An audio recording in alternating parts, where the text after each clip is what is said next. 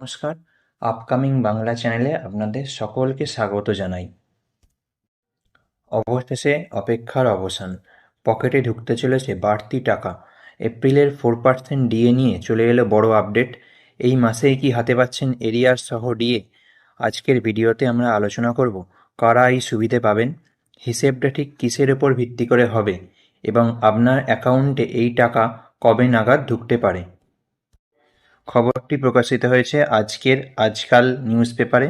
দেখুন, এখানে দেখতে পাচ্ছেন আজকের পেপার, 1 মে 2026-এর আজকাল পেপার। এখানে দেখুন, এই যে এপ্রিলের মহার্ঘ ভাতা মে মাসে এরিয়ার হিসেবে দেওয়া হবে।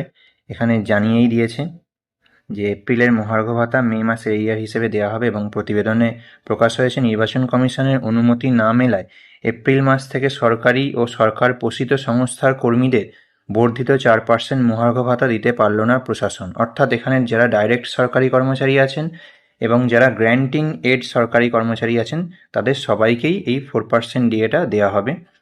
মে মাসের বেতনের সঙ্গে এরিয়ার হিসেবে এপ্রিলের মহার্ঘ ভাতা দিয়ে দেওয়া হবে বলে অর্থ দপ্তর সূত্রে জানা গিয়েছে।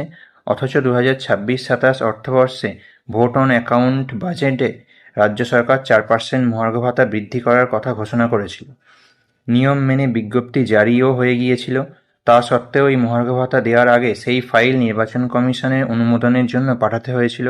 নবান্ন সূত্রের খবর, আদর্শ আচরণবিধি রয়েছে, অর্থাৎ যেটা মডেল কোড অফ কন্ডাক্ট সেটা লাগু ছিল, আমরা সবাই জানি।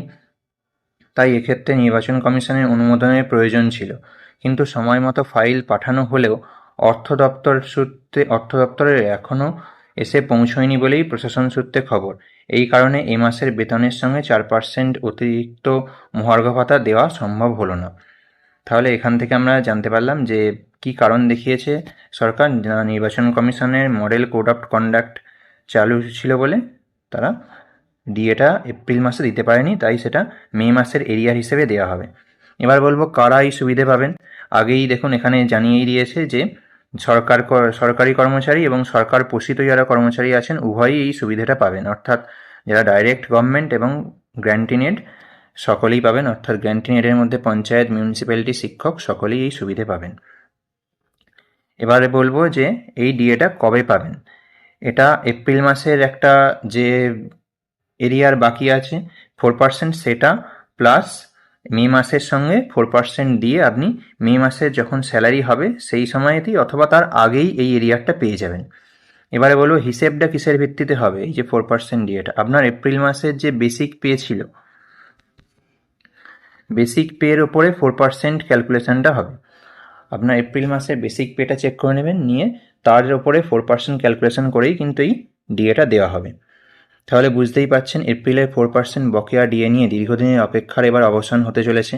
আপনারা যারা সরকারি কর্মচারী আছেন তারা নিজেদের পে স্লিপ ও ব্যাঙ্ক অ্যাকাউন্টে এই মাসের শেষেই নজর রাখুন। এই আপডেটটি আপনার কেমন লাগলো তা কমেন্টে জানাতে ভুলবেন না। আর আপনাদের সহকর্মীদের সাথে ভিডিওটি অবশ্যই শেয়ার করুন, যাতে তারাও এই দারুণ খুশির খবরটি জানতে পারেন। দেখা হচ্ছে পরের ভিডিওতে। ধন্যবাদ।